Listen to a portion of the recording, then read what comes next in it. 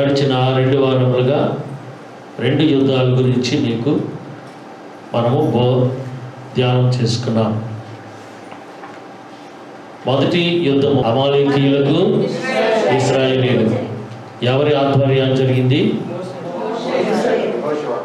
మోషే, యెహోషువ. Very good, దేవునికి స్తోత్రం. రెండవ యుద్ధము సిరియా రాజు, దేవునికి స్తోత్రం. హల్లెలూయా. ఎవరు గెలిచారు 2 యుద్ధాల్లో? దేవుని బిడ్డలు గెలిచారు. హల్లెలూయా, దేవునికి స్తోత్రం. మీరందరూ ఎవరు? ఏమి ఇశ్రాయేలీయులు. సో మనమందరము దేవుని పిల్లలమై ఉన్నాము, దేవుని బిడ్డలమై ఉన్నాము. ఇంకా ఆత్మీయంగా ఇంకా చెప్పాలి అని అంటే ఆత్మీయ ఇశ్రాయేలీయులమై ఉన్నాము. సో దేవుడు ఎప్పుడు కూడా తన పిల్లల పక్షాన, తన బిడ్డల పక్షాన పోరాడతాడు, నిలబడతాడు. మనం కూడాను లోకంలో మన పిల్లలదే తప్పైనా వాళ్ళ వైపే కదా మనం నిలబడతాం. ఏమంటారు?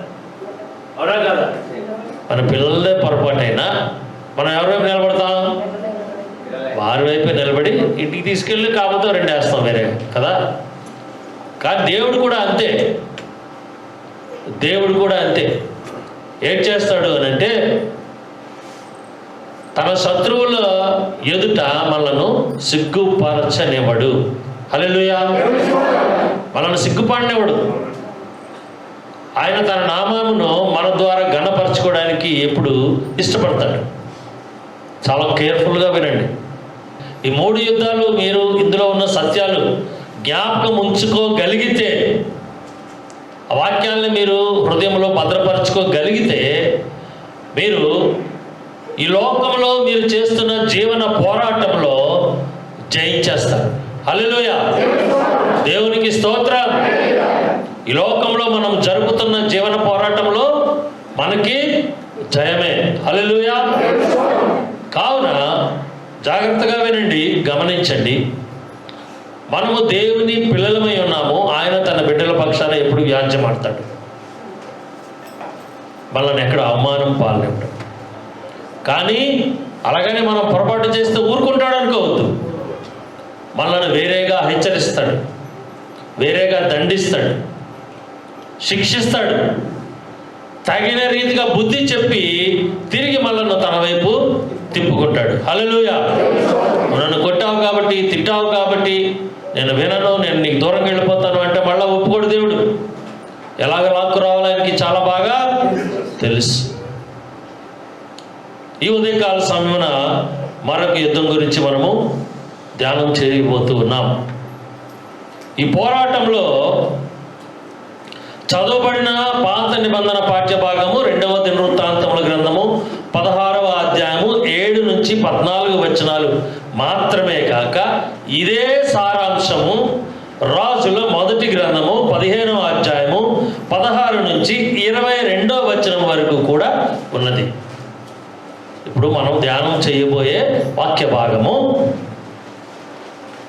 ఇంకొక దగ్గర కూడా బైబిల్లో రాయబడి ఉంది. అది ఎక్కడ అంటే మొదటి రాజుల గ్రంథము 15వ అధ్యాయము 16వ వచనం నుంచి 22 వరకు కూడా వ్రాయబడి ఉంది. దేవునికి స్తోత్రం, దేవునికి స్తోత్రం. సో మనం చదువుకున్నటువంటి ఈ 2వ దినవృత్తాంతముల గ్రంథంలో మనము ముందుకు వెళ్దాం. దీర్ఘదర్శి అయిన హనానీ యూదా రాజు అయిన ఆసా యొద్దకు వచ్చి అతనితో ఇలాగ ప్రకటించాడు, నీవు నీ దేవుడైన యెహోవాను నమ్ముకొనుక సిరియా రాజును నమ్ముకొంటివే. సిరియా రాజు యొక్క సైన్యము నీ వశం నుండి తప్పించుకొని పోయేది. బహు విస్తారమైన రథములను గుర్రపు రౌతులను గల కూషీయులను లూబీయులను గొప్ప దండై వచ్చిరు కదా. అయినను నీవు యెహోవాను నమ్ముకొనినందున ఆయన వారిని నీ చేతికి అప్పగించెను. తన ఎడల యథార్థ హృదయము గలవారిని బలపరచుటకై యెహోవా కనుదృష్టి లోకమందంతటా సంచారము చేయుచున్నది. చాలు. ఆ కాలమందు అంటే ఆ దినాల్లో పాత నిబంధన కాలము దినముల్లో దీర్ఘదర్శి అయిన హనానీ అనబడిన ఒక ప్రవక్త, అతడు హనాని అన్న మాటకు అర్థము ఏమిటి అనంటే కృప గలవాడు, కృప పొందినవాడు, కృపకు యోగ్యుడు, కృపకు పాత్రుడు, కృపను ఇవ్వగలిగిన వాడు, కృపను చూపగలిగిన వాడు హనాని అనే పదమునకు అర్థం. అంటే టోటల్గా కృపను రిసీవ్ చేసుకోగలడు, అదేవిధంగా ఇష్యూ చేయగలడు, డిస్పాస్ చేయగలడు, ఇవ్వగలడు, డెలివర్ చేయగలడు. కృప, దయాళత్వము ఇటువంటి గుణములు కలిగిన వాడు ఆ ప్రవక్త. అతని పేరు హనాని. ఆ హనాని వారి రాజైన, యూదుల రాజైన ఆసా యొద్దకు వచ్చి అతనితో ఏమని చెప్పాడు అనంటే, నీవు నీ దేవుడైన యెహోవాను నమ్ముకొనక, నీవు నిత్యము ప్రార్థన చేస్తున్నా, సేవిస్తున్నా, నీవు ప్రతి ఆదివారము గుడికి వెళ్ళి ఏ దేవునికి ప్రార్థన చేస్తున్నావో, నీవు ఒకవేళ గుడికి వెళ్ళకపోయినా, ఇంటి దగ్గర ఉన్నా, ఉండిపోయినా, మీ గురించే చెప్తున్నా, ఒకవేళ గుడికి రెగ్యులర్గా రాలేకపోయినా అప్పుడప్పుడు వచ్చేవాళ్లే అయినా క్రైస్తవులుగా ఉంటూ ఉన్నారు కాబట్టి మీరు క్రీస్తును ఆరాధిస్తున్న వారి కింద లెక్క. కావున మీరు ఏం చేస్తూ ఉన్నారు? మీరు ప్రార్థన చేస్తున్న మీ దేవుడైన యెహోవాను నమ్మలేదు. ఎవరిని నమ్మావు? రాజును నమ్ముకున్నావు. ఏ రాజును నమ్ముకున్నావు? నీకు శత్రువైన రాజుని నమ్ముకున్నావు. సిరియా రాజును నమ్ముకున్నావు. అంటే ఎలా నమ్మాడు? అసలు యుద్ధం వీళ్ళిద్దరికి. అసలు ఇంకా నమ్మేదేంటి? నమ్మాడు. ఇక్కడ రాయడు, బైబిల్లో రాశాడు. బైబిల్లో రాయబడి ఉంది నమ్మావు అని. రాజును నమ్ముకున్నావు, సిరియా రాజును నమ్ముకున్నావు, ఆ సిరియా రాజు నీకు శత్రువు.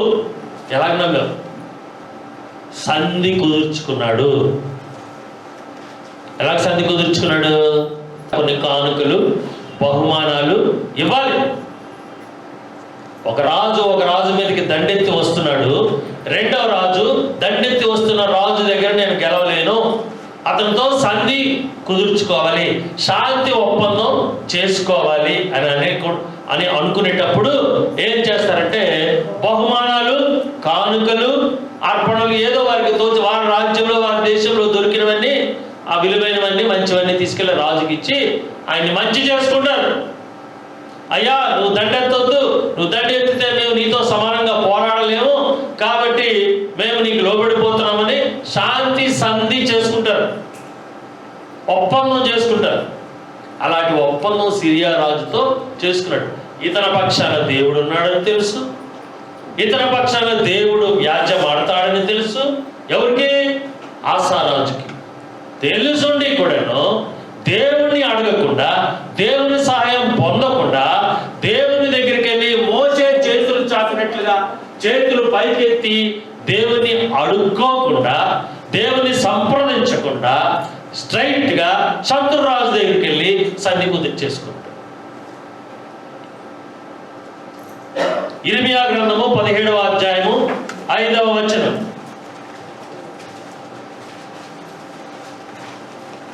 మానవులను నమ్మాడు, దేవుని మీద అవిశ్వాసం ఉంచాడు.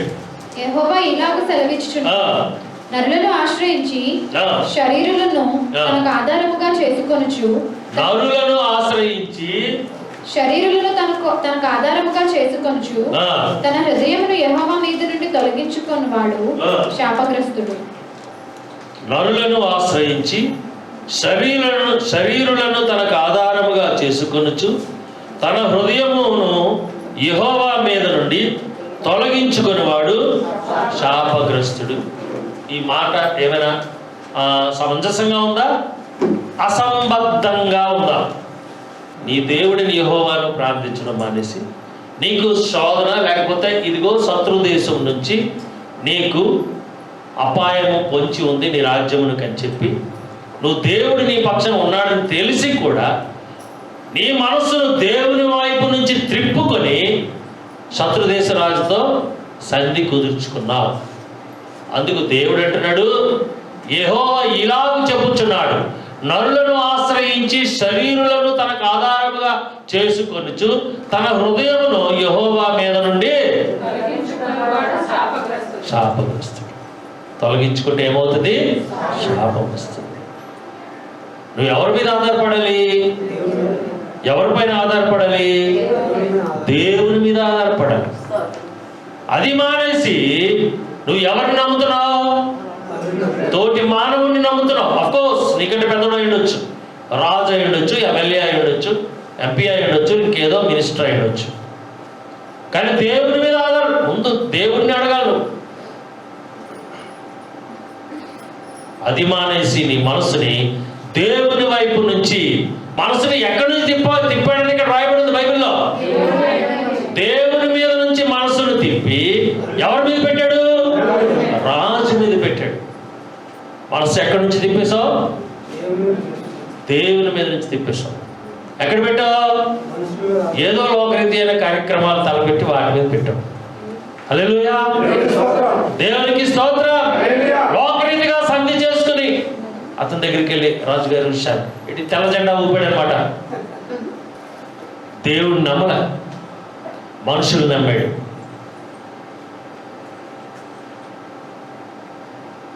మార్కు సువార్త 16వ అధ్యాయము 14వ వచనం. పిమ్మట 11 మంది శిష్యులు భోజనంలో కూర్చున్నప్పుడు ఆయన వారికి ప్రత్యక్షమై తాను లేచిన తర్వాత తను చూసిన వారి మాట నమ్మనందున వారి అపనమ్మిక నిమిత్తమును హృదయ కాఠిన్యము నిమిత్తమును వారిని గద్దించారు. హల్లెలూయా. పిమ్మట 11 మంది శిష్యులు భోజనమునకు కూర్చున్నప్పుడు ఆయన వారికి ప్రత్యక్షమై తాను లేచిన తర్వాత తన్ను చూచిన వారి మాట నమ్మనందున ఏం చేశాడు? ప్రభువును చూచాము అని 10 మంది శిష్యులు కలిసి ఒక్కడైనా ఎవరితో చెప్పారు? తోమాతో చెప్పారు. యూదా లేడు కదా అప్పటికి, యూదా వెళ్ళిపోయాడు కదా. సో 11 మందే ఉన్నారు. అందులో 10 మంది చెప్పారు మేము ప్రభువుని చూచాము. కొంతమంది స్త్రీలు కూడా చెప్పారు మేము ప్రభువుని చూచాము. నమ్మాడైనా? నమ్మలేదు. ఆసారాజుకు కూడా తెలుసు దేవుని శక్తి, దేవుని సామర్థ్యం. ఈ రాజైన ఆసాకి కూడా తెలుసు, అనుభవించాడు, చవి చూచాడు, రుచి చూచాడు, బలపడ్డాడు, ఎన్నో శక్తియుక్తి అయిన కార్యాలు దేవుని సహాయంతో చేశాడు. అగైన్ కుక్కతో ఒక వంకరలాగా వెనక్కి వెళ్ళాడు.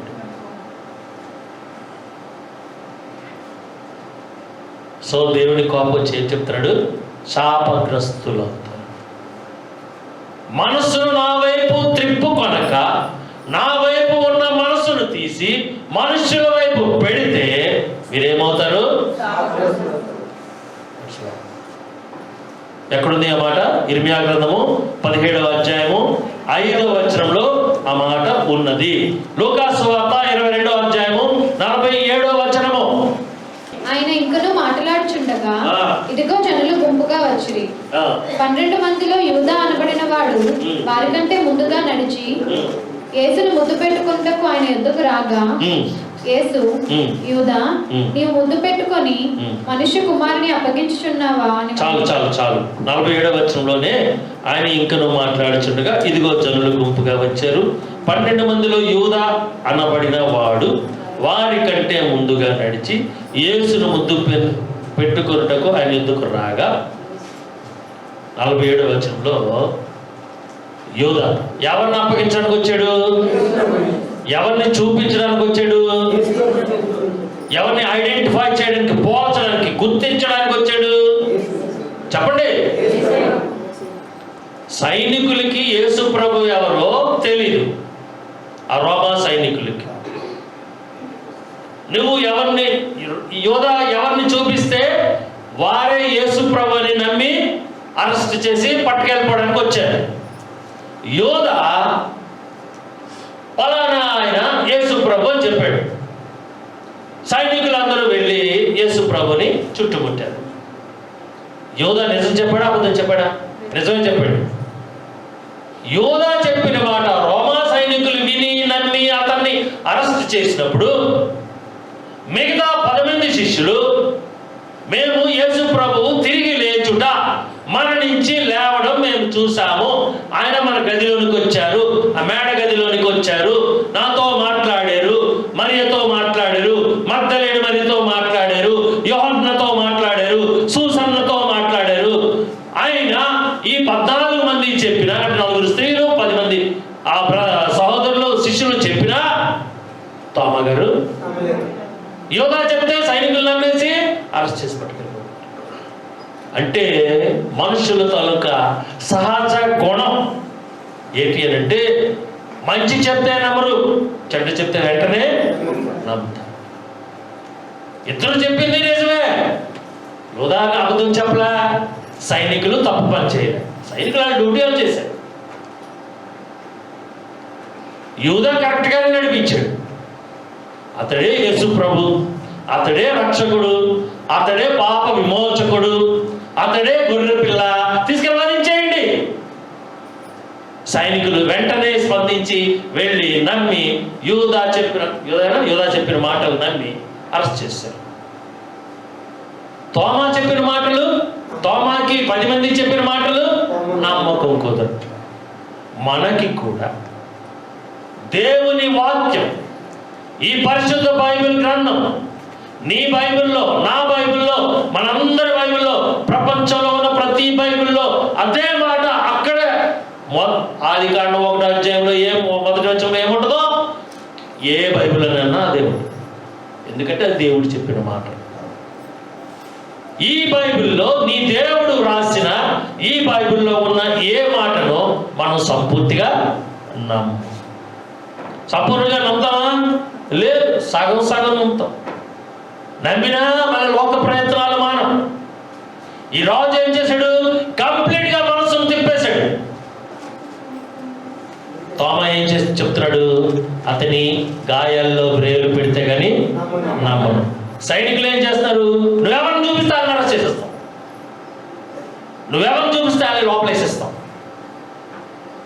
అదే పని చేశారు. కరెక్ట్గా నమ్మిన వాళ్ళు ఇప్పుడు ఎవరు? ఈ ముగ్గురులో కరెక్ట్గా నమ్మిన వాళ్ళు ఎవరు? సైనికులు. హల్లెలూయా, దేవునికి స్తోత్రం. అన్యులు, క్రైస్తవేతరులు. చూసారా మన మనస్తత్వం ఎలా ఉండదో? చెడ్డ చెప్తే వెంటనే వింటాము, నమ్ముతాం. మంచి చెప్తే ఒకంతట నమ్ము. ఏం చెప్తాము? వేలు పెట్టి చూస్తే గాని నమ్మము. ఇది మన బలహీనత. ఈ రాజు కూడా, ఇతరు కూడా మనిషే కాబట్టి ఎన్ని మేలు పొందినా, మనలాగే ఎన్ని మేలు పొందినా, ఎన్నిసార్లు జయం పొందినా, ఎన్నిసార్లు రాజ్యంలో శోధనలు, ఇబ్బందులు, క్షోభ అంటే కరువు కాటకాలు వచ్చేసినా దేవుడి సాయంతో అన్నీ జయించేసుకున్నాడు, పొందేసుకున్నాడు. కానీ మళ్ళా రాజు, బలమైన రాజు, పెద్ద రాజు వచ్చేటప్పటికి వెళ్ళి అతన్ని దేవుడిని వదిలేసి అతన్ని పట్టుకుంటాడు. దేవునికి స్తోత్రం, దేవునికి స్తోత్రం. 8వ వచనం చదవమా. బహు విస్తారమైన రథములను, గుర్రపు రౌతులను గల కూషీయులను, లుబీయులను గొప్ప దండే వచ్చారు కదా. అయినను నీవు యెహోవాను నమ్ముకొనినందున ఆయన వారిని నీ చేతికి అప్పగించెను. హల్లెలూయా. బహు విస్తారమైన రథములను, గుర్రపు రౌతులను గల కూషీయులను, లూబీయులను గొప్ప దండే వచ్చిరి కదా. అయినను నీవు యెహోవాను నమ్ముకొనినందున ఆయన వారిని నీ చేతికి అప్పగించెను. ఏంటిది? 7వ వచనంలో నమ్ముకొననందున దేవుని వైపు నుంచి నువ్వు మనసు తిప్పుకున్నావని రాయబడి ఉంది. సిరియా రాజు నమ్ముకుంటువే, నీ శత్రు దేశపు రాజు నమ్ముకుంటువే అన్నాడు. ఎవరు? ప్రవక్త అయిన హనాని గారు అన్నారు. 8వ వచనంలో అంటున్నారు నీవు నమ్ముకుంటువే అన్నాడు. ఏంటి కారణం? ఈ 7వ వచనానికి 8వ వచనానికి మధ్యలో ఏం జరిగింది? అక్కడ రాశాడు, ఎవరెవరితోనో దండెత్తి వచ్చాడట. ఎవడు? సిరియా రాజు, శత్రు దేశపు రాజు ఎవరెవరితోనో దండెత్తి వచ్చాడు. ఇతను వెళ్ళి సంధి చేసుకుందామని ఆశ రాజు అడిగాడు. దగ్గర ఎస్ అనేసి ఇంకొంచెం మంది రాజులను తనతో పాటు సమకూర్చుకొని అంటే మొత్తం తుడిచిపెట్టేదాడు. ఇతనికి మాట ఇచ్చినట్టే ఇచ్చి మళ్ళా ఇతర సైనికులతో ఇతర రాజులతో అతను సమావేశమై వారిని కూడా సమకూర్చుకొని ఇదిగో కూషీయులను లూబీయులను గొప్ప దండై వచ్చిరి కదా, ఇతర దేశపు సైనికులను కూడా తీసుకుని వచ్చాడు. సిరియా రాజు ఆసారాజు వెళ్ళేటప్పటికి యూదు రాజు వెళ్ళి అడిగేటప్పటికి ఎస్ అనేసాడు అనేసి మళ్ళీ వెళ్ళి ఈ ఆసారాజుకి లేకపోతే యూదులకి వ్యతిరేకంగా ఉన్న మిగతా దేశాలని కొన్ని దేశాలను కూడా సమకూర్చుకొని వాళ్ళతో పాటు దండెత్తి ఈ రాజు మీదకి ఈ దేశం మీదకి యూదుల మీదకి వచ్చాడు. వచ్చేటప్పటికి ఇంకా లాభం లేదని అప్పుడు వెళ్ళి అప్పుడు బ్యాక్ టు ద పెవిలియన్ అంటే తిరిగి దేవుని సన్నిధికి వచ్చి మోకరించి మొదలుపెట్టాడు. హల్లెలూయా, దేవునికి స్తోత్రం. కనికరము కలిగిన దేవుడు, తప్పులను క్షమించే దేవుడు, దయ చూపించే దేవుడు, సమస్యల నుంచి శోధన నుంచి విడిపించే దేవుడు. కాబట్టి ఏం చేశాడు, నేను నీ పక్షాన పోరాడను పో అని చెప్పకుండా ఇతనికి జయం ఇచ్చాడు. హల్లెలూయా, దేవునికి స్తోత్రం, దేవునికి స్తోత్రం. చూడండి 8వ వచనంలోని బహు విస్తారమైన రథములను గుర్రపు రౌతులను గల కూషీయులను లూబీయులను గొప్ప దండై వచ్చిరు కదా, అయినను నీవు యెహోవాను నమ్ముకొనినందున ఆయన వారిని నీ చేతికి అప్పగించెను. అది నువ్వు అంతమంది వాళ్ళందరూ నీకు విరోధంగా ఉన్న కొన్ని దేశాల వాళ్ళందరూ ఏకమైపోయి ఒకే మాటన నీ మీదకి వచ్చేసారు కాబట్టి నువ్వు నా దగ్గరికి వచ్చి ప్రార్థించుకున్నావు, నేను నీకు సాయం చేశాను అని దేవుడు చెప్తున్నాడు. దినవృత్తాంతముల 2వ గ్రంథము 14వ అధ్యాయము 11వ వచనము. ఆసా తన దేవుడైన యెహోవాకు మొర్రపెట్టి, యెహోవా విస్తారమైన సైన్యము చేతిలో ఓడిపోకుండా బలము లేని వారికి సహాయం చేయుటకు నీకన్నా ఎవరునూ లేరు. చూసారా ఎలా ప్రార్థన చేస్తున్నాడు? చూసారా బైబిల్? మా దేవా యెహోవా, మాకు సహాయము చేయము, నిన్నే నమ్ముకొని ఉన్నాము. నీ నామమును బట్టియే ఈ సైన్యమును ఎదిరించుటకు బయలుదేరి ఉన్నాము. యెహోవా, నీవే మా దేవుడవు, నరమాత్రులను నీ పైన జయమొందనీయకుము అని ప్రార్థింపగా వీళ్ళందరూ ఏకమైపోయేటప్పటికి మళ్ళా వెనక్కి వచ్చి దేవుని దగ్గర మొదలుపెట్టడం మొదలుపెట్టాడు. హల్లెలూయా, దేవునికి స్తోత్రం. దేవుడు కనికరించి అతనికి జయం ఇచ్చాడు. ప్రభుకి స్తోత్రం. 9వ వచనం చదవమా. తన ఎడల యథార్థ హృదయము గలవారిని బలపరచుటకై యెహోవా కనుదృష్టి లోకమందంతటా సంచారము చేయుచున్నది. ఈ రాజు ఎలాగ ప్రవర్తించాడు అన్నదాన్ని దేవుడు కనిపెడుతూనే ఉన్నాడు, ప్రభు కనిపెడుతూనే ఉన్నాడు. 11వ కీర్తన 4వ వచనం, 4వ చరణం. యెహోవా తన పరిశుద్ధాలయములో ఉన్నాడు, యెహోవా సింహాసనము ఆకాశమందున్నది. ఎక్కడున్నాడు యెహోవా? పరిశుద్ధ ఆలయములో ఉన్నాడు. యెహోవా సింహాసనము ఆకాశమందున్నది. ఆయన నరులను కన్నులారా చూచుచున్నాడు, తన కనుదృష్టి చేత ఆయన వారిని పరిశీలించుచున్నాడు. యెహోవా నరులను ఎలా చూస్తున్నాడు? కన్నులారా అంటే కన్నులారా చూడడం అంటే మన కళ్ళతో చూడవేంటి? కళ్ళతో చూడవా? ఆయన కన్నులారా చూడడం అంటే బాగా సునిశ్చితంగా గమనిస్తూ ఉన్నాడు, కీన్ అబ్జర్వేషన్ చేస్తున్నాడు, లోతుగా పరిశీలన చేస్తూ ఉన్నాడు. తన కన్ను దృష్టి చేత ఆయన వారిని పరిశీలించుచున్నాడు. కన్ను దృష్టితోటి చూడటం ఒకటే కాదు, పరిశీలన కూడా చేస్తూ ఉన్నాడు. హల్లెలూయా, దేవునికి స్తోత్రం. 73వ కీర్తన 26వ వచనం. నా శరీరము నా హృదయము క్షీణించిపోయినను దేవుడు నిత్యము నా హృదయమునకు ఆశ్రయదుర్గమును స్వాస్థ్యమునై ఉన్నాడు. చాలు. నా శరీరము నా హృదయము క్షీణించిపోయినను దేవుడు నిత్యము నా హృదయమునకు ఆశ్రయదుర్గమును స్వాస్థ్యమునై ఉన్నాడు. నీవు నిరాశ, నిస్పృహ, లేకపోతే ఇంకా దేనికో బలహీనతకు లోనైపోయినా దేవుడు నీ హృదయాన్ని బలపరుస్తూ ఉంటాడు. చూడండి, మనం ఆరోగ్యంగా ఉన్నాం అనుకోండి, రోజులో ఎంతసేపు ప్రార్థన చేస్తాం? మంచం మీద ఉన్నాం అనుకోండి, ఎంతసేపు ప్రార్థన చేస్తారు? ఆసారా చేసినదే. రాజుగారు సంధి కుదించుకునేప్పుడు దేవుడు మర్చిపోయాడు. ఆడు దెబ్బేసాడు అనేటప్పటికి దేవుడు జ్ఞాపకం వచ్చాడు. మళ్ళా చూసావా దేవుడు ఎలా జ్ఞాపకం చేస్తుంటాడు? మనం మర్చిపోతావా? ఉండు, ఆ రాజు మనసు మారుస్తాడు అని చెప్పి ఆ రాజు మనసు మార్చేశాడు దేవుడు. మళ్ళీ ఎక్కడికి వచ్చినప్పుడు మళ్ళీ దేవుని పాదాల దగ్గరికి వచ్చాడు.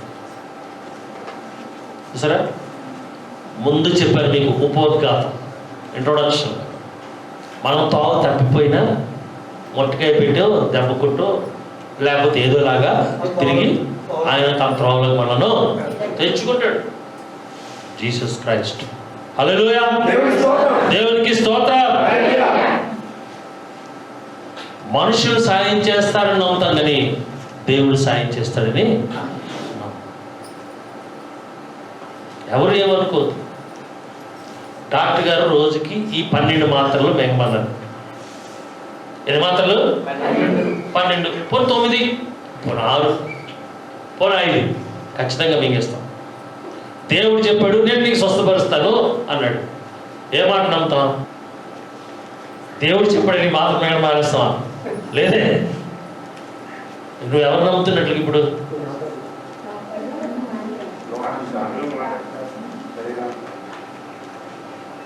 హల్లెలూయా, దేవునికి స్తోత్రం. చదువు. ఎక్కడ చదువుతున్నావు? 93:4. దైవ బలం ముందు మానవ బలము, మానవ శక్తి యుక్తులు ఏంటివి? 93వ కీర్తన 4వ వచనం. విస్తార జలముల ఘోషల కంటెను, బలమైన సముద్ర తరంగముల ఘోషల కంటెను ఆకాశమునందు యెహోవా బలిష్ఠుడు. హల్లెలూయా, దేవునికి స్తోత్రం. ఆయన బలిష్ఠుడు, ఆయన ఏమైనా చేయగలిగిన సమర్థుడు. ఆయన మానేస్తాం, ఆయన వదిలేస్తాం, ఆయనకి 2వ స్థానం ఇస్తాం, తర్వాత స్థానం ఇస్తాం, 2వ స్థానమో 3వ స్థానమో 4వ స్థానమో అలాగే వెళ్ళిపోతుండదు ఆయనకి. Down grade. 34వ కీర్తన 7వ వచనం.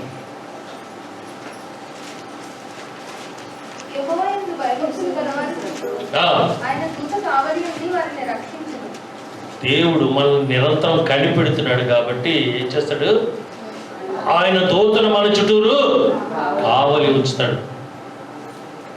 హల్లెలూయా, దేవునికి స్తోత్రం. మళ్ళీ చదవమ్మా 34:7.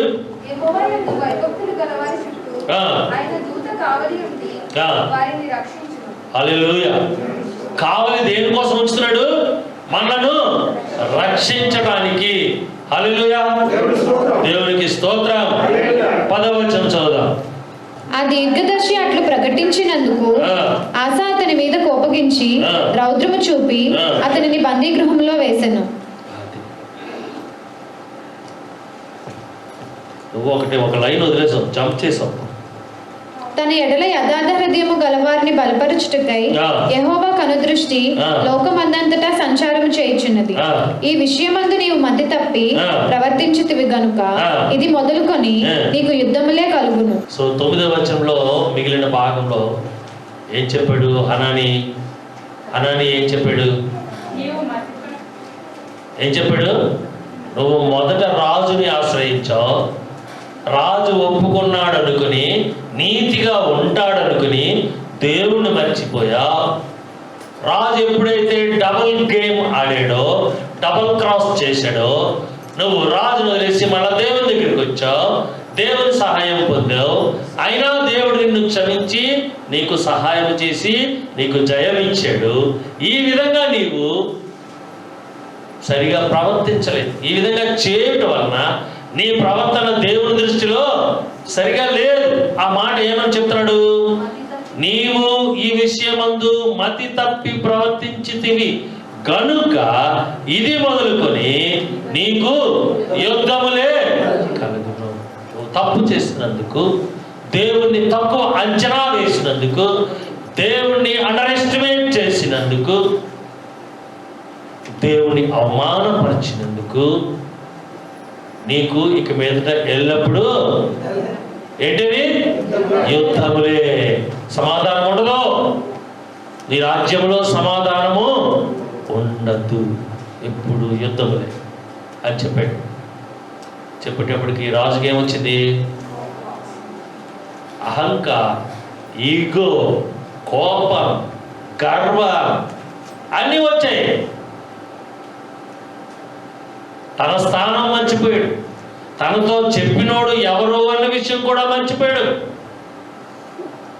నాతో ఎవరు మాట్లాడుతున్నారు, నాకు ఎవరు చెప్తున్నారు, ఏం చెబుతున్నారు, ఎవరి క్షేమం కోరి చెబుతున్నారు, ఎవరి బాగు కోసం, ఇవన్నీ మర్చిపోయాడు. మర్చిపోయి ఏం చెప్పాడు? మా అతను ఉద్దేశించి ఆ దీర్ఘదర్శి అట్లు ప్రకటించినందుకు ఆశ అతని మీద కోపగించి రౌద్రము చూపి అతనిని బందీ గృహంలో వేశాను. ఇదియుగాక ఏం చెప్పాడు? బందీ గృహంలో వేశాడు. నువ్వు నాకే చెప్తావా, ఎదురు చెప్తావా? నాకే నువ్వు లోపాలు చూపిస్తావా? నన్నే పాయింట్అవుట్ చేస్తావా? తీసుకుని వెళ్ళి చెరసాలలో వేయమని చెప్పాడు. మన లోపాలు మనకి ఎత్తి చూపిస్తే మనకి ఏమనిపిస్తుంది? ఏమనిపిస్తుంది? కోపం అనిపిస్తుంది, బాధ అనిపిస్తుంది, కోపం అనిపిస్తుంది. దేవుని వాక్యం చెప్తుంది, అతిక్రమములు దాచువాడు వర్ధిల్లుడు, వాటిని ఒప్పుకొని విడిచిపెడితే మేలు పొందుతాడు. రాజు తాలూకా బలహీనత పోని గెలిచిన తర్వాత మోషే ఏ విధంగా వెళ్ళి ఆ కొండ మీద బలిపీఠం కట్టాడా? కట్టాడు లేదా? మొదటి యుద్ధంలో కట్టాడు కదా. బలిపీఠం కట్టి అరే నా బాబు అందరు రండి నాయన అని చెప్పి పెద్దలను, సైనికులను, కుటుంబాల వారిని పిలిచి ఆ కొండ మీదకి వెళ్ళి ఆరాధన చేశాడు. దేవా, నువ్వు చేసిన ఈ గొప్ప సహాయం కొరకై, మీరు ఇచ్చిన గొప్ప విజయం కొరకై నీకు వందనాలని చెప్పి మోషే కృతజ్ఞత చెల్లించాడు. మరి ఈనాడు చేశాడా? లేదు. ఏదో నేను గెలవటం నా సామర్థ్యమే అనుకుని దేవుడిని మర్చిపోయేటప్పటికి రాజు యొక్క బలహీనతను ప్రవక్త ఎత్తి చూపించేటప్పటికి భరించలాగే తీసుకుని వెళ్ళి చెరసాలలో వేయమని చెప్తూ ఉన్నాడు. ఎంత అన్యాయం! 26వ అధ్యాయం దినవృత్తాంతములు 2వ గ్రంథము 26వ అధ్యాయము 18వ వచనం. వారు రాజైన ఉజ్జియాను ఎదిరించి ఉజ్జియా యెహోవాకు ధూపము వేయుటకై ప్రతిష్ఠింపబడిన అహరోను సంతతి వారైన యాజకుల పనియే గాని నీ పని కాదు. పరిశుద్ధ స్థలములో నుండి బయటికి పొమ్ము, నీవు ద్రోహం చేసి ఉన్నావు. దేవుడైన యెహోవా సన్నిధి ఇది నీకు ఘనత కలుగజేయదని చెప్పగా, యాజకులు చేయవలసిన పని రాజు చేశాడు. అది చెప్తే హిజ్కియాకి ఆ రాజు కోపం వచ్చింది.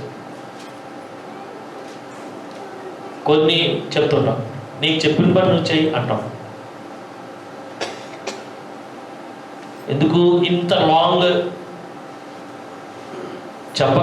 చెప్పడానికి ఇష్టం లేకపోతే చెప్తే బాధపడతారనో, దాని వెనకాల ఇటువంటి మర్మం ఉన్నదని తెలిసి ఏం చేస్తామో, ఇటువంటి సత్యం ఉన్నదని చెప్పి తెలిసి ఏం చేస్తామో తెలుసును కాబట్టి నీకు చెప్పిన పని నువ్వు చేయనన్నా, నీకు చెప్పిన పని నువ్వు చెయ్యమ్మా అని చెప్తాం. వీళ్ళకి చెప్పిన పని వదిలేసి ఇంకో పని చేయాలనుకుంటారు. దేవునికి స్తోత్రం. మనకి చెప్పిన పని మనం చేయాలి. మీకు ఏం పని చెప్పామో ఆ పని మీరు చేయాలా. ఆ పని ఎలా చేయాలా? నమ్మకంగా చేయాలా, యథార్థంగా చేయాలా, సమర్థవంతంగా చేయాలా, అది అభివృద్ధి చెందినట్లు చేయాలి. 3 సేవకులకి 3 పనులు అప్పగించారు. ఇద్దరు అభివృద్ధి చేసుకున్నారా లేదా? ఒకడు బుద్ధిహీనంతో ప్రవర్తించి ఏమీ చేసుకోలేకపోయాడు, ఉన్నది పోగొట్టుకున్నాడు. దేవుడు కూడాను ఏం చెప్పాడు? నీకున్న రాజ్యాన్ని జాగ్రత్తగా చూసుకో, నాతో అటాచ్మెంట్ కలిగి ఉండు, నాతో నిత్యము సహవాసం కలిగి ఉండు. మనం మన కుటుంబాలకు యజమానురాళ్ళుగాను ఉంటున్నాం. దేవునితో అనుదిన సహవాసం, అనునిత్య సహవాసం ఉన్నదా? ప్రతి దినము మీరు దేవునితో కొంత సమయము గడిపి తీరాలి. మన పిల్లలు చాలా మంది ఈ 20 వాళ్ళ వయసు 16 అవ్వచ్చు, 17 అవ్వచ్చు, 20 అవ్వచ్చు. అఫ్కోర్స్ నేను అనుకుంటాను 16 నుంచి 20 వరకు ఉండొచ్చు, లేకపోతే 15 నుండి 21 వరకు ఉండొచ్చు. ఒక్కసారి కూడా వారు బైబిల్ చదవాలి.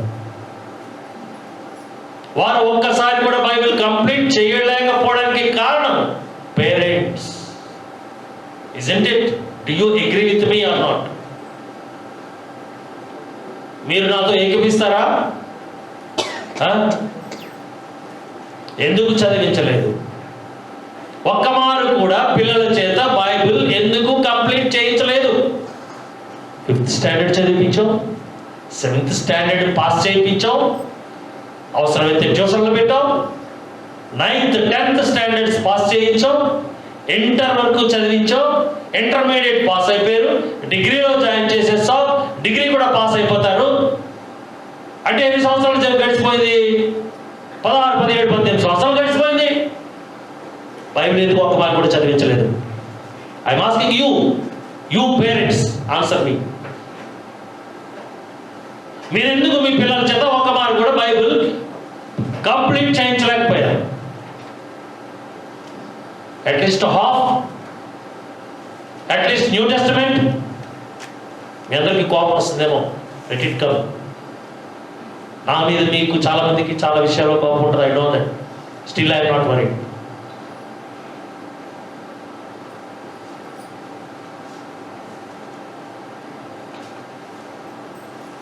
బైబిల్ పిల్లల చేత చదివించవలసిన బాధ్యత ఎవరిది? గట్టిగా కింద వాళ్ళు కూడా చెప్తున్నారా? చదివించాలి. పరీక్ష పాస్ అవుతుంటే ఎలాగా మీరు కేర్ తీసుకుని ట్యూషన్ పెట్టడమో అది ఇది చేయడమో చేస్తారో, బైబిల్ కంప్లీట్ చేయించడం కూడా తల్లిదండ్రుల బాధ్యత. హల్లెలూయా, దేవునికి స్తోత్రం. పెద్దవాళ్ళు చెప్పిన మాట వినడం పిల్లల బాధ్యత. హల్లెలూయా, దేవునికి స్తోత్రం. యెషయా గ్రంథము 1వ అధ్యాయము 20వ వచనం అక్కడ ఉంది. సమ్మతింపక తిరగబడిన ఎడల నిశ్చయముగా మీరు ఖడ్గము పాలగుదురు. సమ్మతింపక తిరగబడిన ఎడల నిశ్చయముగా మీరు ఖడ్గము పాలగుదురు. యెహోవా ఈలాగుననే సెలవిచ్చున్నాడు. మాటలు నేను చెప్పను, దేవుడు చెప్తాడు. పేరెంట్స్ బైబిల్ చదవమంటే తిరగబడితే ఏంటట? మీరు ఎందుకు మీ పిల్లల చేత బైబిల్ చదివించలేదు అని నేను అడిగితే నా మీద తిరగబడితే ఏంటట?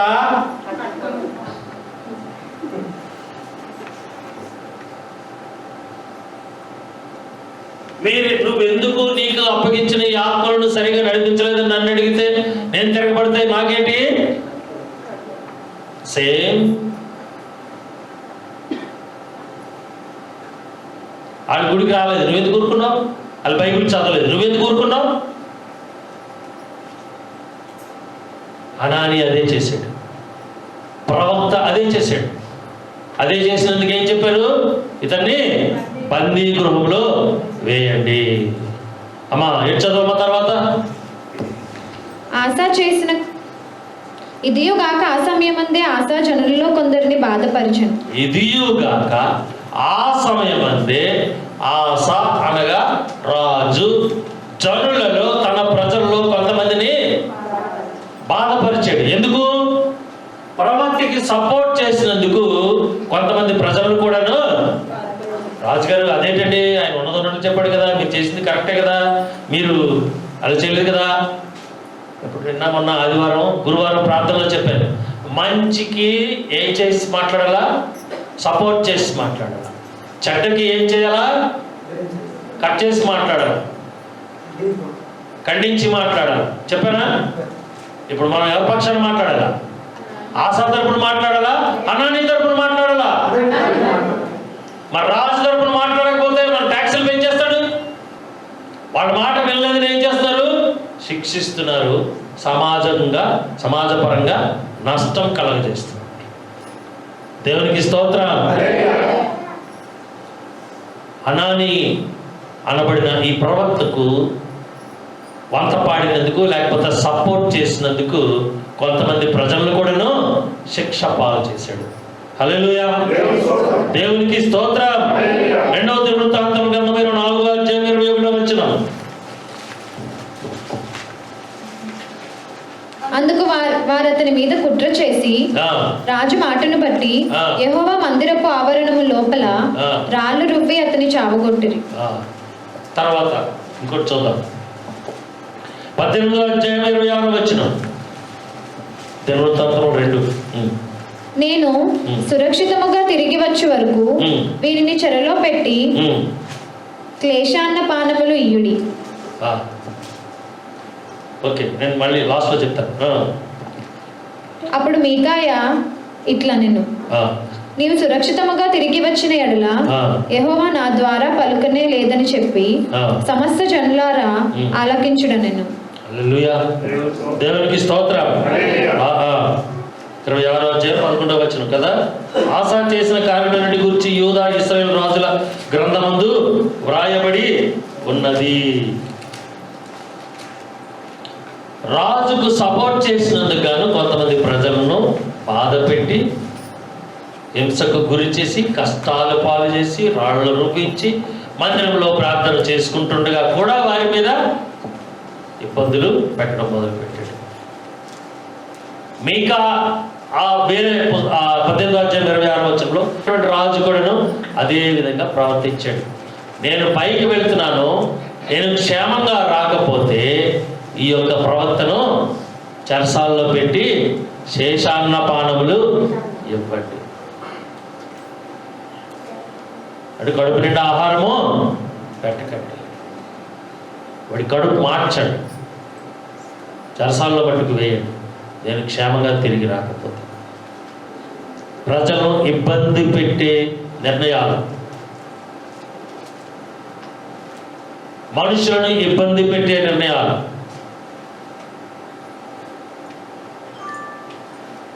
సంఘమును ఇబ్బంది పెట్టే నిర్ణయాలు, సమాజమును ఇబ్బంది పెట్టే నిర్ణయాలు చేస్తే దేవుడు ఒప్పుకోడు. హల్లెలూయా, దేవునికి స్తోత్రం, దేవునికి స్తోత్రం. ఓకే, మనం చూద్దాం 12వ వచనం. ఆసా తన ఏలుబడి యందు 39వ సంవత్సరమున పాదములలో జబ్బు పుట్టి తాను బహు బాధపడినను దాని విషయంలో అతడు యెహోవా యొద్ద విచారణ చేయక వైద్యులను పట్టుకొనెను. ఏం జరిగింది? ఇబ్బంది పెట్టాడు. ఎవరిని ఇబ్బంది పెట్టాడు? ప్రవక్తని ఇబ్బంది పెట్టాడు, దేవుని సేవకుని ఇబ్బంది పెట్టాడు, ప్రజలను ఇబ్బంది పెట్టాడు. నీతిగా వ్యవహరించాల, పక్షపాతంతో నడిచాడు, తన సొంతం కోసం ప్రజలను బాధ పెట్టడం మొదలుపెట్టాడు, తన వైపు ఉండని వారిని శిక్షించడం మొదలుపెట్టాడు, కష్టాలు పాలు చేశాడు, ఇబ్బందులు పాలు చేశాడు. ఇవి చేసేటప్పటికి ఇవన్నీ దేవుడు చూస్తున్నాడు కదా. ముందు చదువుకున్నాం కదా, యెహోవా సింహాసనం మందిరంలో, దేవాలయంలో యెహోవా సింహాసనం మీద కూర్చొని నరుల హృదయములను క్షుణ్ణంగా పరిశీలన చేస్తున్నాడట. జయమిచ్చాడు అడిగినందుకు. మరి ఆ రాజ్యంలో ప్రజలు ఉన్నారు కదా, దేవుని ప్రజలు ఉన్నారు, ఆ ప్రజలకు ఆయన దేవుడై ఉన్నాడు కాబట్టి జయమిచ్చాడు. కానీ రాజు వ్యక్తిగతంగా సరిగా లేకపోవటం చేత ప్రవక్త చేత హెచ్చరిక చేయించాడు. నీవు మతి తప్పి ప్రవర్తించావు అంటే సరిదిద్దుకోవలసింది పోయి. నాయన ఏమని అడగల? ఇందాక పోయిన వారం వాక్యంలో చెప్పుకున్నాం, నాయన నాయన వీరిని కొట్టుదునా జ్ఞాపకంగా జ్ఞాపకుందమ్మా? ఎవరిని అడిగారు? ఎందుకు అడిగారు అలాగా? రాజు అడిగాడు. ఆయన ఆ క్యాపిటల్ సిటీకి తీసుకొచ్చేసారు కదా, సో వీరిని నేను శిక్షించునా అని అడిగాడు. పగ తీర్చుకోవద్దు. ఏం చెప్పాడు? పగ తీర్చుకోవద్దు. వారికి చక్కటి భోజనం పెట్టి హ్యాపీగా ఇంటికి పంపించు. రాజు ఆ విధంగా చేశాడు. ప్రవక్త మాటకు విలువిచ్చాడు, గౌరవం ఇచ్చాడు, ప్రవక్త మాటకు లోబడ్డాడు. అతను రాజ్యం సుభిక్షంగా ఉండగలిగాడు. హల్లెలూయా, దేవునికి స్తోత్రం. ఈ రాజు ఏం చేస్తున్నాడు? ప్రజలను ఇబ్బంది పెడుతున్నాడు. ప్రవక్తను తీసుకుని వెళ్ళి చెరసాలలో వేయమని చెప్పాడు. దేవుడు ఊరుకుంటాడా? ప్రవక్త ఏం చెప్పాడు? దేవుడు ఏం చెప్పమన్నాడో అదే చెప్పాడు. దేవుడు ఏం నిర్ణయించి బయలుపరిచాడో అదే రాజుకి రాజ్యానికి చెప్పాడు. రాజు భరించలేకపోయాడు, చెరసాలలో వేయమని చెప్పాడు, ఇబ్బందులు పెట్టాడు. దేవుడు హనానీ పక్షాన, ప్రవక్త పక్షాన వ్యాజ్యమాడాడు. ఏమొచ్చింది రాజుకి? చదవండి. ఆసా తన ఏలుబడి యందు 39వ సంవత్సరమున పాదములలో జబ్బు పుట్టి తాను బహు బాధపడినను దాని విషయములో అతడు యెహోవా యొద్ద విచారణ చేయక వైద్యులను పట్టుకొనెను. చూస్తారండి, మళ్ళా దేవుని దగ్గరికి వెళ్ళడం అనేసి వైద్యుల మీద ఆధారపడ్డాడు. 118వ కీర్తన 9వ వచనం. రాజులను నమ్ముకొనుట కంటే యెహోవాను ఆశ్రయించుట మేలు. రాజులను నమ్ముకొనుట కంటే యెహోవాను ఆశ్రయించుట. చదవండి మరి. రాజులను నమ్ముకొనుట కంటే యెహోవాను ఆశ్రయించుట మేలు. అన్యజనులందరూ నన్ను చుట్టుకొని ఉన్నారు. చాలు. ఇర్మియా గ్రంథము 8వ అధ్యాయము 22వ వచనం. గిలాదులో గుగ్గిలము ఏమీ లేదా? అక్కడ ఏ వైద్యుడును లేడా? నా జనులకు స్వస్థత ఎందుకు కలగకపోవచ్చున్నది? ఇది ఎవరు ఇప్పుడు వెతుకుతున్నారు? ఈ మాట ప్రకారంగా ఎవరు వెతుకుతున్నారు? దేనికోసం? ఏంటి వెతుకుతున్నాం ఇప్పుడు? మనకి ఏంటి కావాలా? వ్యాక్సిన్. వ్యాక్సిన్. ఈ రాజు కూడా వ్యాక్సిన్ వెతుకుతున్నాడు. గ్రూప్ వచ్చింది కాల్లో, వ్యాక్సిన్ వెతుకుతున్నాడు. ఇప్పుడు ప్రపంచ ప్రజలందరికీ ఏంటి కావాలా? వ్యాక్సిన్ కావాలి. ఈ రాజు వ్యాక్సిన్ వెతుకుతున్నాడు. కాల్లో జబ్బు పుట్టినందుకు యెహోవా యొద్ద విచారణ చేయడానికి అహంకారం అడ్డు వచ్చి, ఈగో అడ్డు వచ్చి, ప్రెస్టేజ్, ఫాల్స్ ప్రెస్టేజ్ అడ్డు వచ్చి ఏం చేస్తున్నాడు? సో ఈ రాజుగారు దేవుణ్ణి ఆశ్రయించుకుంటే ఏం చేస్తున్నారండి? ఏటో వెళ్తున్నాడు. 13వ వచనం.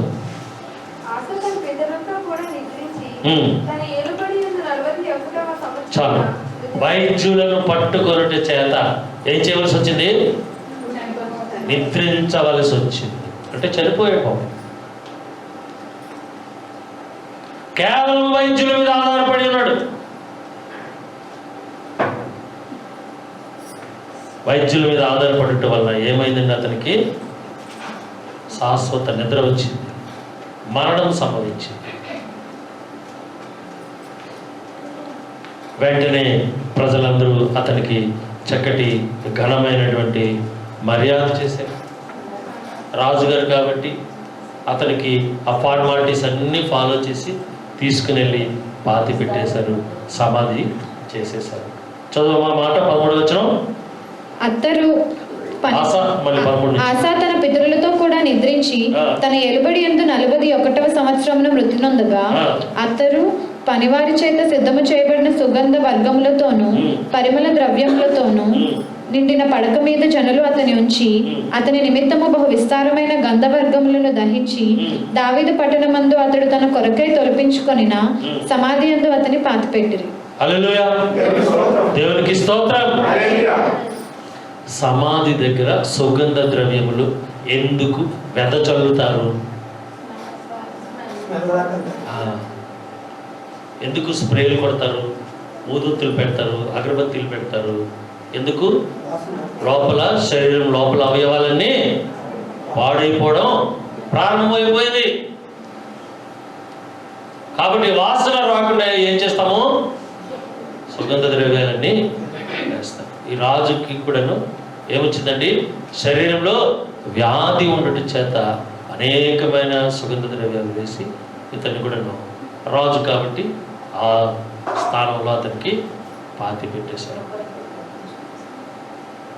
కాబట్టి దేవుడు ఏం చెప్పాడు? 17వ అధ్యాయం ఇర్మియా గ్రంథం 5వ వచనం మొట్టమొదటి చదివాము. ఏమని చెప్పాడు? 17:5 చదవము ఒకసారి, ముగించుకుందాం. యెహోవా ఇలాగ సెలవిచ్చుచున్నాడు, నరులను ఆశ్రయించి శరీరులను తనకు ఆధారముగా చేసుకొనుచు తన హృదయమును యెహోవా మీద నుండి తొలగించుకొని వాడు శాపగ్రస్తుడు. కురుపు వచ్చిన, కాలిలో పుండు వచ్చిన దేవుని వైపు మట్టుగా తిరగలేదు. ఏం జరిగింది? పర్యవసానంగా ఫలితంగా ఏమైంది? మరణం వచ్చింది. దేవుణ్ణి ఆశ్రయించాడు, వైద్యులను ఆశ్రయించాడు, దేవుణ్ణి ఆశ్రయించడం మానేశాడు. పెద్ద రాజును ఆశ్రయించాడు, దేవునిపై నుంచి మనసు తిప్పుకున్నాడు. ప్రవక్త ద్వారా దేవుడు హెచ్చరిక చేయించినా వినిపించుకోలేదు. పైగా ప్రవక్తకు శిక్షించడం, బాధించడం మొదలుపెట్టాడు. ఇవన్నీ దేవుడు చూచాడు. దేవుడు ఇతన్ని, ఈ రాజుని మొత్తాడు. ఇతను చేసిన పొరపాట్లేటి? తొందరగా నాకు చెప్పండి.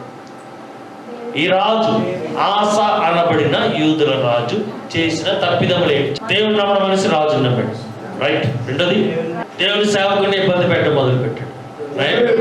ప్రవక్త మీద తిరగబడ్డాడు. ప్రవక్త మీద తిరగబడ్డం అంటే దేవుని మీద తిరగబడ్డమే కదా. ప్రవక్త ఏం చెప్తాడు? దేవుడు ఏం చెప్తే అది చెప్తాడు. ప్రవక్త మీద తిరగబడ్డాడు అంటే దేవుని మీద తిరగబడ్డాడు. అధికారాన్ని ఏం చేశాడండి? దుర్వినియోగం చేసుకున్నాడు. ప్రజలను శ్రమలు పాలు చేశాడు, ఇబ్బందులు పాలు చేశాడు, చివరికి మరణించాడు. దేవుణ్ణి నమ్మలే. దేవుణ్ణి అవసరమైనప్పుడు నమ్మాడు, అవసరం లేనప్పుడు తీసేశాడు, పక్కన పెట్టేశాడు. దేవుడు రాజుని నమ్మినందుకని దేవుని నమ్మలే. చివరికి ఆ రాజు హ్యాండ్ ఇవ్వగానే మళ్ళీ వచ్చి దేవుడి దగ్గర మేలు పొందాడు. కృతజ్ఞత కలిగి ఉన్నాడా? ఈ 5 విషయాల్లో అతను వెనకబడి ఉన్నాడు. దేవుడు చెప్పాడు, చెప్పించాడు, వినలేదు, లోబడలేదు, సరిదిద్దుకోలేదు, వర్తించాడు. యెహోవా ఉగ్రత అతని మీదకి వచ్చింది, శాపం అతని మీదకి. ఇర్మియా గ్రంథం 17:5 చెప్పండి రీతిగా అతనికి దేవుని యొక్క ఉగ్రత వచ్చింది. కాబట్టి ఆయన ప్రవక్త ఎలాంటి వాడు అంటే దయ కలిగిన వాడు, కృప కలిగిన ప్రవక్త. కృపకు పాత్రుడు, కృపను ఇవ్వగలడు, కృప చూపించగలడు. అంటే దేవుని గుణం అతనిలో ఉంది సమృద్ధిగా. కానీ పట్టించుకోలేదు రాజు, గ్రహించుకోలేదు. ఫలితంగా మరణమైపోయాడు. 3 రాజులు, 3 దేశాలు, 3 యుద్ధాలు, 3 సైన్యాలు, 3 ప్రజలు మనం ధ్యానం చేసుకున్నాం. ఈ 3 గురించి దేవుని చిత్తమైతే వచ్చే వారం అవుట్లైన్స్ ఒకసారి ధ్యానం చేసుకుంటాం. మనం ఇప్పుడు లేచి నిలబడదాం, ప్రార్థన చేసుకుందాం. ప్రభువా, మేము కూడా ఆసారాజు వలె అప్పుడప్పుడు ఇటువంటి పొరపాట్లు కొద్దిగానో గొప్పగానో చేస్తూ ఉన్నాం. దయతో మమ్మల్ని కనికరించండి, దయతో మమ్మల్ని క్షమించండి, నీ దయ చూపించండి నాయన. ఆసారాజు చేసిన పొరపాట్లు 5 ప్రధానమైన ఉన్నవి. అందులో ఏ ఒక్కటి కూడా మేము ఎవ్వరము కూడా ఎన్నడూ కూడా చేయకుండా ఉండడానికి సహాయం దయచేయండి.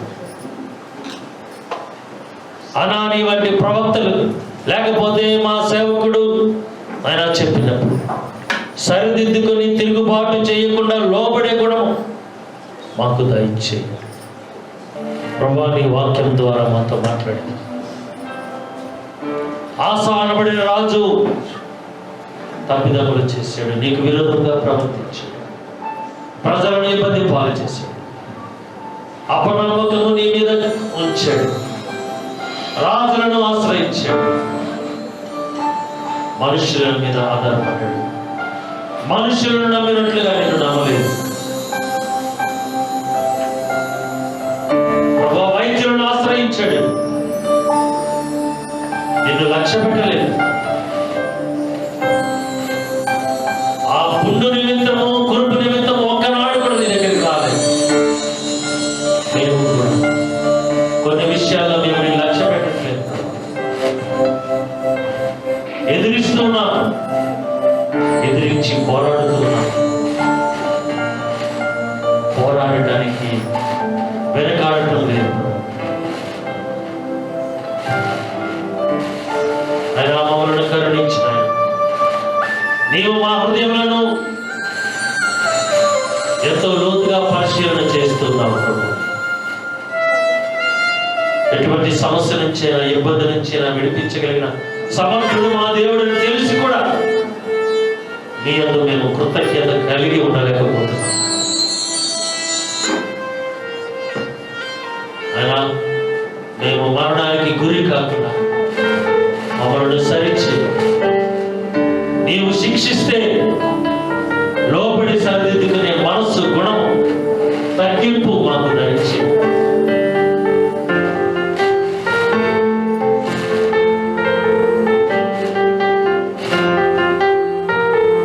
ఆత్మలను సరించి నీకు ఇష్టలుగా మార్చుకోండి. మమ్మల్ని కనికరించిన ఆయన మా ఆత్మలు మీ స్వాధీనంలో ఉంచుకోండి, మా తలంపులు మీ స్వాధీనంలో ఉంచుకోండి, మా నిర్ణయాలు మీ స్వాధీనంలో ఉంచుకోండి. ఇప్పుడు ఎల్లప్పుడు మేము మీ కృతజ్ఞత కలిగి నీ పిలుపు పర్యంతము నడుచుకోవడానికి నీ ఆత్మను మాకు సంచుకోరగా ఉంచండి. యేసు నామములో అడుగుచున్నాము తండ్రి.